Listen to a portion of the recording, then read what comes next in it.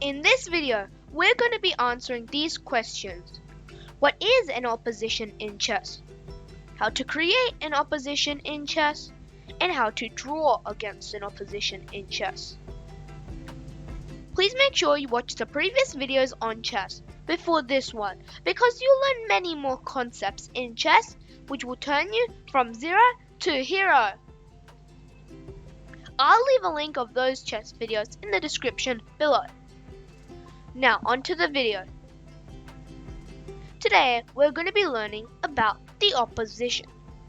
An opposition is where two kings are opposing each other, usually with a one square gap, like this. In this position, whether or not this position is a win for white or a draw depends solely on the fact on whose move it is. If it's black's move, we say that white has the opposition, and that's a good thing. If black has to move, he can't come forward. This white king prevents that from happening.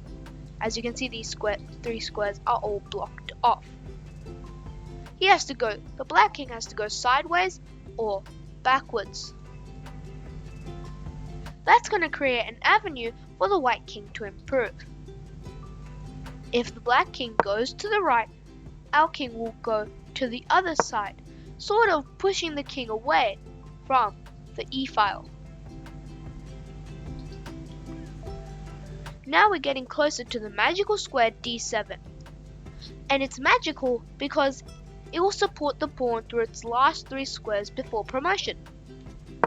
As you can see, if black is forced to move somewhere, and now we can move to d7. And now we have arrived at the magical square. It does not matter where black moves, we will push the pawn, and this win's pretty simple. Bing, bam, boom. Easy victory. Now, what if it's white's turn? If it's white's turn, it is a draw as long as black plays correctly. Since it's white's turn, we say that black has the opposition. White will move the king, and the smart thing for black to do is to not move the king forward, as there is nothing offered other than safety for 5 moves. So there's no reason to come forward, there's no point. What we want to do is we want to follow the white king. Play Simon Says. The king moved from the E to the D file, let's do the same. Now black has the opposition and white is forced to move. White will move back, so will we. White will move to the other side, and so will we. Eventually, white will get frustrated and push the pawn. Now, if the king is not in front of the pawn, you usually can't win these endgames. Black should go sideways in front of the pawn, and when white pushes, we go straight backwards. When defending, always go straight backwards. Don't go to the sides, always straight backwards. White comes forward, and now we just move to the side. If white pushes the pawn again, we defend. And now white can't win. If white protects the pawn, it's a stalemate, because if white goes to e6, our king can't go to these two squares because of the pawn, and our king can't go to these two squares because of the king. And if white goes anywhere else, we take the pawn, and it's anyway a draw. That is how this position is a draw if black knows what he's doing. Now, if I move everything one square up, like this is in position, or the perfect position. Why? Because it does not matter whose move it is. It will always lead to white winning the game. If it's black's move, this is a very clear win.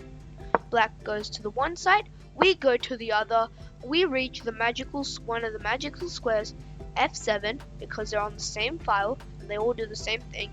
It just depends on which pawn it is. So now we will just push the pawn, boom, bang, bada ba boom.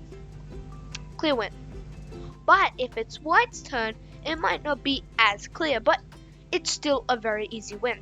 As long as you follow this order. We move to the side. Black will try and follow.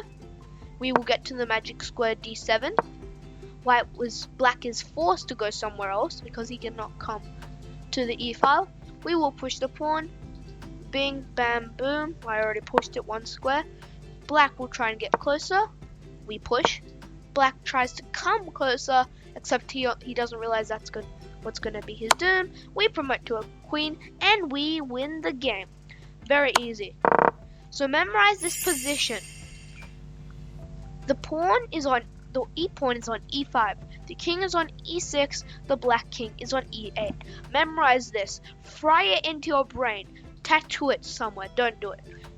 Fry this into your brain and make sure you remember this position.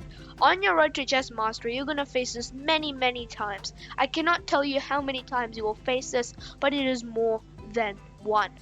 Memorize this position and you'll become an endgame master.